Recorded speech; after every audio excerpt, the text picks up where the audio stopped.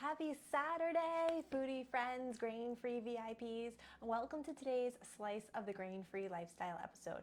My name is Nina Blake. I'm the grain-free lifestyle coach, and I help families avoid grains and allergens while packing their menus with flavor and variety so that they can enjoy meals together and live their best lives. And every week, I get to come to you right here in this space and share amazing grain-free lifestyle tips with you. So thank you so much. As you are coming on and being notified that you are here live with me, could you please say hello in the comments?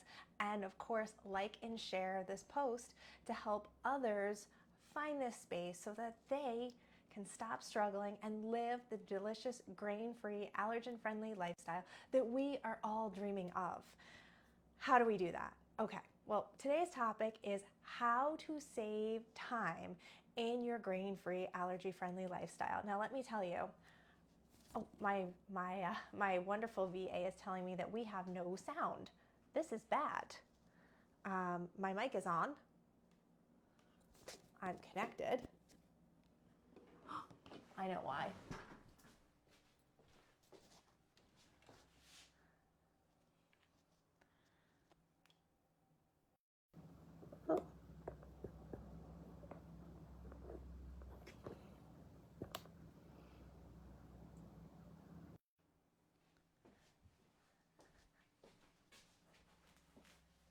Okay. So Rose has told me that she can hear sound. I apologize. I had the mic on, but the transmitter, receiver, Bluetooth thingy dog was off. So thank you for rolling with me. As I said, my name is Nina Blake. I am the grain-free lifestyle coach. I help families pack their menus with flavor and variety so that they can enjoy meals together and live their best lives. I'm so thankful you're here with me. Thank you for dealing with the technical difficulties. I can't thank you enough. So today's topic is how to save time in your grain-free, allergy-friendly lifestyle. Now, at first, avoiding grains and allergens seems like it's going to bury you alive. Can we all agree on that? That's how I felt. It was 2012, and I learned that I had to avoid grains and dairy. And I remember sitting there in the doctor's waiting room, and I remember shaking because it felt like the ground had been pulled from underneath me. And I didn't know what to eat because I grew up eating breads, pizza, pasta. There was always either a pasta or a rice on my plate. And yes, I know vegetables are delicious, and I understand that meat and protein were important. But in that moment, I felt with my whole body that I had to learn to live in a different way. And I'll be honest with you, it scared me. I remember asking my doctor, what do I eat for sides? Like, I was shaking at my core. And he calmly said, potatoes. Well, I got the grains out of my diet, I got the dairy out of my diet, and I wasn't getting the results that I wanted. A friend directed me to her naturopath, and she did some more allergy testing.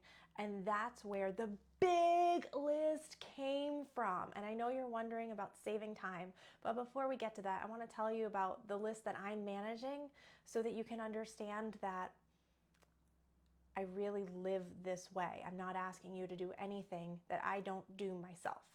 So my list is apples, almonds, bananas, beef, blueberries, cassava, corn, dairy, eggs, cashews, palm oil, peas, pork, potatoes, sunflower, sweet potatoes, soy, pineapple, oranges, benzoic acid, and active yeast.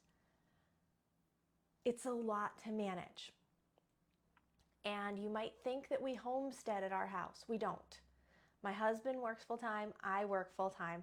I also run my food blog in addition to teaching full-time. I coach clients because that's how important this is to me. Because I don't want anybody to ever feel that way that I felt again, where it feels like the ground has been pulled out from under you. You've been transported to planet food allergy, and you're facing a life without everything. It's maddening. So how do we save time while living that way? Okay, fair enough. I can't dedicate my life to it. You can't dedicate your life to it. Many of you have small children and you want to get them to eat like normal. So this is a big ask, but we can do it, and we do this together. Not just saving time, but going beyond that, where yes, we're eating like normal. We're adding our favorite foods back to our table, and we're thriving, but saving time so that we're not having food allergies or meal prepping become our second job is essential. So today we're going to review 3 strategies for that. The first one is knowledge. The knowledge is key, okay? Organization is the second strategy that we're going to go over. And finally, practice, because practice makes perfect. The better we get at something, the less time it takes. And usually, the tastier it is. Okay, let's do this. Now, when I talk about knowledge, you've heard me say, at least once, know your grains and your grain-based ingredients, because when we know our grains, we know our grain-based ingredients, we can master label reading. When we master label reading, we save time. We're not looking at something that we've picked up in the supermarket and going, oh, I don't know if this is safe. We look at it, we see, ooh, maltodextrin, put it back. That's a hidden grain. We don't want it. We pick up, like I did, the basil paste, right? Right? Citric acid, oh, what's the source of that citric acid? It doesn't say not from grain, I'm putting it back. We save time when we know our grains and our grain-based ingredients. And if you would like my 5-page list of grain-based ingredients or my 5-page list of places to look for hidden grains, please put list in the comments so I can reach out to you and help you get that. If you're a Fast Track VIP, you've got it already, and I will be happy to help you find it if you haven't seen it yet. So we want to embrace the convenience foods that are safe for us. And you're like, Nina, yeah, I haven't seen my allergy list. There are no convenience foods that are safe for me. Well, if there aren't, you can create them. But let's pretend that you have an allergy list similar to mine. Maybe you can have corn. It's the only grain you can have. I can't. But you have a safe foods list, because that's where knowledge comes in. Knowing what you can't have, knowing what you can have. So one of my favorite convenience foods is pepperoni. This is Applegate turkey pepperoni. Their sausage is also safe for us, as well as their turkey bacon is safe for me. Al fresco chicken bacon. There are a few different sausages that we can have. All of these are convenient, and they help me make a sheet pan dinner in 30 minutes. Or the pepperoni is a quick snack, right? We want to have convenience foods. Now, just because we can't pick up a jar of Alfredo sauce off the shelf at the grocery store doesn't mean we can't have convenience foods. We can create our convenience foods. Here's my grain-free ketchup. Grain-free barbecue, and this is top 9 free. These are top 9 free. Wicked simple white sauce, this wonderful sauce. I use it on my pizzas. What else do I use it on? I've used it on pastas. I use it on veggies. It's amazing. It's a great game changer. Another convenience, right? What can you do with mayo? Mayo goes in cakes. Mayo goes in casseroles. It's a sandwich spread. Having mayonnaise always ready totally changes things. Now, if you're like, what? They're convenience foods. They're ready when you want them. These are all foods that are shelf stable for at least 3 weeks, so you don't have to worry about using them immediately as soon as you make them. You want them made and ready to go at your convenience. So I'm checking off convenience foods. I'm checking off grains and grain-based ingredients. We talked about safe foods. Now, here's where knowledge and experience come in. Because when you know your safe foods and you know your grain-free ingredients, you can learn how they work together. Let's look in the case of my first grain-free mayonnaise. Okay, in that recipe, before I could make that recipe, I needed an egg replacer to take the place of egg and mayonnaise. So I used chickpea, I used coconut milk, I used xanthan gum, and then I used some cream of tartar and some baking soda to get that nice lift. And what happened? I was able to have egg replacer to use in baked goods, right? So the reason I mention this is because when we understand how ingredients work together, we can replace those ingredients and break recipes. So for example, if you see a recipe that you need that calls for cheddar cheese, for example, is that cheddar cheese being used to give flavor? Or is that cheddar cheese being used to bind? Depending on how the cheddar works, it's going to change things, right? And you're going to use different ingredients to replace that cheddar. When you know that, you can turn out food that your entire family will love quite safely. For example, will you need a liquid cheddar or will you need a cheddar sauce? They're very, very different. Or you want a sliceable cheddar, right? So that knowledge, knowing your grains, creating your own convenience foods, knowing your grain-free ingredients and how they work together to create recipes is going to save you time. And that's what I'm teaching in my program, Grain-Free Fast Track. So my amazing VA Rose, who's patient with me, is dropping that link, and I would love for you to schedule a call so that we can work together and I can teach you these time-saving tricks, because like my client who I was just with this morning, she keeps grain-free, dairy-free cheese in her refrigerator all the time. It's one of her convenience foods and it's ready for her when she wants it. Huge game changer. Organization. And if you're like, Nina, the next person who tells me to meal prep and batch cook, I'm going to reach through your screen and grab your neck because I can't. Hold on. We're keeping it simple. If you share a home with people who are not grain-free, the first thing you want to do is create safe spaces in your home where your grain-free foods will not be touched, disturbed, or contaminated by grains, right? Because that's going to save you time. It's going to improve your wellness. Okay. The next thing you want to do is you want to batch your tasks. No, I'm not saying batch cooking. If batch cooking is part of batching your tasks, amazing. But what I mean by batching your tasks is prepare your veggies all at once. What? If you're slicing cucumbers and you're slicing onions and you're slicing tomatoes and you're chopping broccoli, do it all at once, because it's so much faster to prep those ingredients all at once than to do it per meal, right? That way your kitchen will be like a restaurant kitchen where the sous chef has already prepared the essential ingredients and the master chef, you, is able to work through it quickly. Okay? So we've talked about separating ingredients. We've talked about batching tasks. Preparing in advance. Plan a meal. Plan a menu for the week and stick to it. What do I mean? I mean, when you plan your menu for the week, you have your ingredients on hand. You've done the prep work, right? You've batched your veggies, you've batched your ingredients. You have everything on hand. There's no running out. You're saving hours just from the running out there, okay?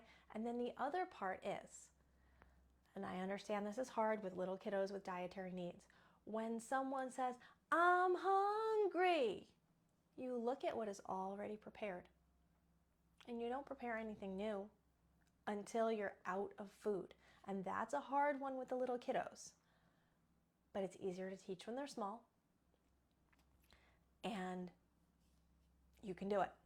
You absolutely can do it. There's plenty of safe food. If your child chooses not to eat, you work with your doctor on that, right? But that will definitely save you time by preparing a menu in advance and sticking to it. Okay, what else? Budgeting your time. You're like, what, Nina? Well, we've talked about batching. The other thing I want to talk about is budgeting your time, so that if you look at the time you have available for meal prep, is it 5 hours in a week? Is it 10 hours in a week? And you decide, how am I going to spend this time so that my family can have the most delicious, most nutritious, satisfying meals? You're like, Nina, I'm already doing that. Not for the week. Look at it for the month, because when you batch, it's great to have fresh bread all the time, but you can have bread that is fresh when you learn how to freeze, how to store, how to keep food from spoiling, whether you're using the refrigerator or the freezer. And those techniques save you some serious time. Okay? In Grain-Free Fast Track, I teach my VIPs to prepare 5 dinners in 2 hours. And no, this is not spaghetti. This is meatloaf, sweet ginger chicken, roasted chicken, simple salmon and cilantro, baked mac and cheese. 2 hours, start to finish. 5 dinners. The last time I did this, I had 7 days worth of meals for my husband and I had some lunches too. I had to freeze it because it was too much for us. So if you would like more information about that, use my calendar link. We'll hop on a call and we'll get you to level up your menu. Let's keep going. We've talked about knowledge and the role that knowledge can play in saving us time. We've talked about organizing and the way organizing can save us time with techniques like separating our ingredients, batching our tasks, preparing ingredients in advance, and budgeting our time to maximize it. The last thing we're going to talk about is practice. Now, if you have ever made a recipe, bombed it the first time, tried it the second time, and felt fabulous about yourself, then you know how important practice is. That first time, you're like, I'm never cooking again. I didn't know what this thing was, and this boiled over because I went downstairs to find an ingredient and I thought I was out of it. Does that sound like you? Because I've done that. I've done that. I think we all have, right? We have to practice. So when we practice, hopefully we're trying one new recipe at a time.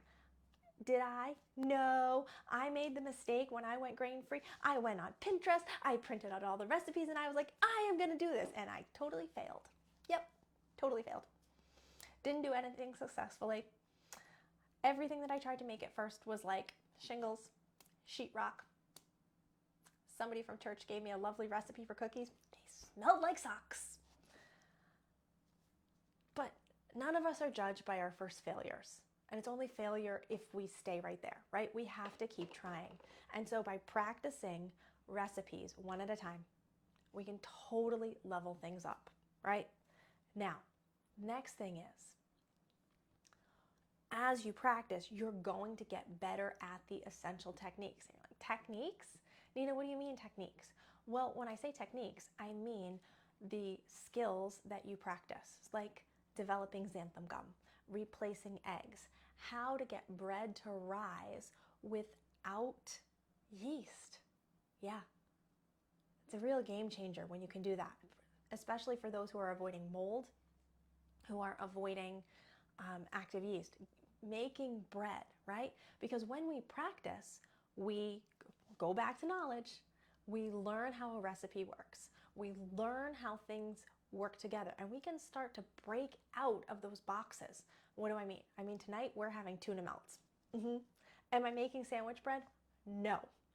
I went out with friends the other day, and they had this amazing, fabulous, and wonderful sandwich. I couldn't have it because it was at a restaurant, but they had these wonderful melted sandwiches, and the restaurant was a pizza place. So instead of flatbread, they used pizza crust for a sandwich. And as I was watching them eat, I knew that I could take the technique of making pizza crust and apply it to make a flatbread sandwich. So let's break that down. Because I have the knowledge of how my grains work and how they work together, right? Or how my grain-free ingredients work and how they work together.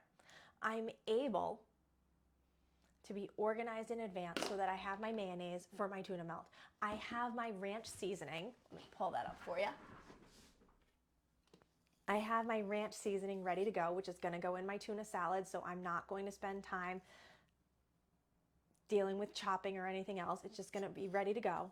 I'll make my tuna salad, I'll bake my pizza crust, which will be ready in about an hour, and then I'll have my melted liquid cheddar cheese, and I'm going to have tuna melt for dinner.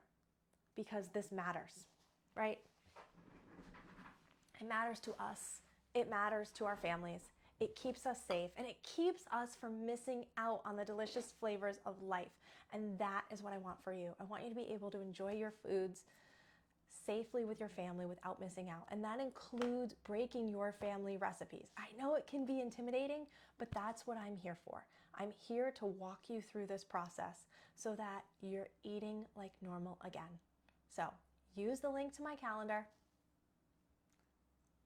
and together we'll level up your grain-free lifestyle. I can't wait to meet with you because the possibilities are endless when you break a recipe.